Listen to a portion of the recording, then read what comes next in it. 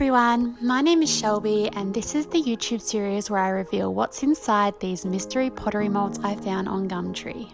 This is part 9 of revealing what's inside these mystery molds, and I am really excited for this one because again it has those 2 little holes at the top, which means there's going to be 2 parts that I join together.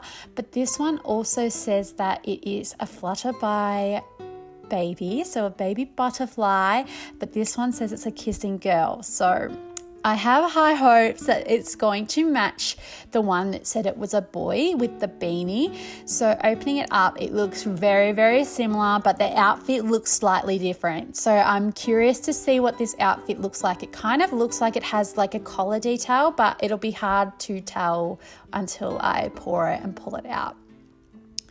So cleaning from contamination, because I don't want any of the previous owner's clay contaminating with my clay, or if they've used any ingredients I don't want in my clay, because I reuse all my clay. So whatever gets poured in there, the excess goes into a big bucket that I recycle at the end of the month. So yeah, I want to keep that free from contamination so I can keep using that clay again and again. There's no wastage. So mixing up the clay, pouring it in nice and evenly into the 2 parts.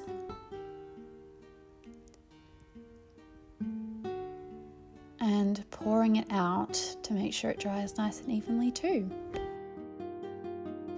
So I opened this one up and I'm anticipating it to be very similar to the one in part 7. So let's have a look. Oh my goodness, she is stinking adorable. I'm going to call her a she because it says that it's a girl on the mold, but oh my gosh, how adorable. I can see that it's got a petal collar and a petal skirt that sort of fluffs out, but when I flipped her over, her butt is showing under the skirt, but you'll see that in a minute when I paint it. It's really cute. So in I go with a knife to cut off the pouring spouts and to join them. So I'm just being really careful how I cut this because I want to make sure that it joins nice and evenly, and I'm only getting rid of the pouring spout and not a part of the mold where it needs to sit together. Now I'm raising this point because I wasn't careful enough, and you'll see why in a second. So I am about to join the 2 pieces. So I do that by scoring with a wire brush tool and then adding some slip. So I want it to be nice and coarse so that I can create a glue-like surface so that the 2 pieces will join and not cause cracks, because you want them to really fuse together. Just so it doesn't cause those cracking marks. So on the slip goes, and I put sort of like an even pressure on both parts of the mold. Given it's still quite soft, you don't want to put too much pressure on it that you are disforming the shape of the mold, but enough that you're joining the 2 pieces. So as you can see under that head on the neck, I did cut off a little bit too much from their head. So luckily it was wet enough that I could go back in with a little bit of slip, and I just patched up that little hole for her to be a complete piece and not have this massive hole in between her neck and her collar.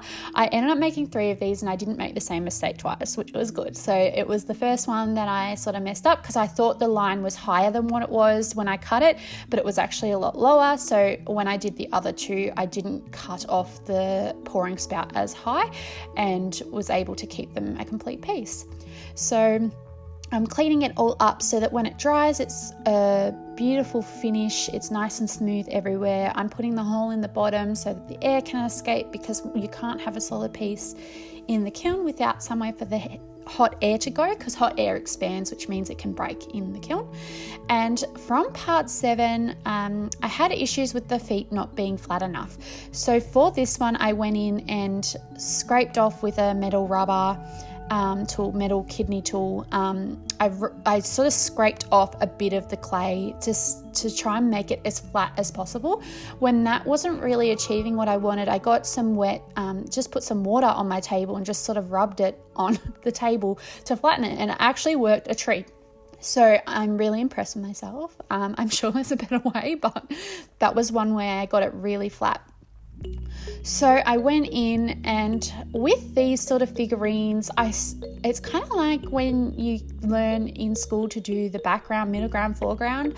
I sort of do that with these as well. So I go in with the background, so the layers that are underneath everything. So that's usually the skin, the shirts, things like that I do first. And then the middle ground, sort of like your hair, some of the under layers of the skirt, things like that, they're sort of your middle ground. And then the foreground is sort of like those details, so adding some details to the hair to make it a bit more dynamic, adding sort of like the textures onto the skirts detail as well.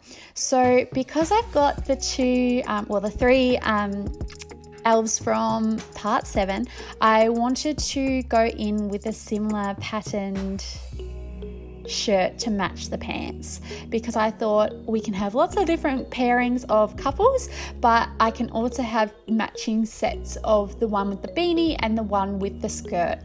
So in I go. There's that little butt. How cute is it? Go. I don't know why the butt's showing on the girl one and not the boy one. Like, I don't know, that's a bit weird, but it's kind of really cute. So in with my own eye shape, and I noticed that, you'll see in a minute when I reveal them, that I got a lot bigger with my eye shape on the girls compared to the boys, but oh well, it is what it is. They're a bit bigger, but they've all got to be different, right? They're handmade. So in I go with that glaze, and I pop them through a glaze firing. Again, feeling a little bit more confident that they're not going to fall over, because I've really worked hard to make sure that those feet sit nice and flat. And here is what they look like. I think they are adorable. I love them. Look at the little flowers in her hair. Oh my gosh, the ears are so pointy too, and the skirt is petals and the collar is petals, so it's just so adorable. I really, really like these as a set, and I don't have anything more to say other than I love them.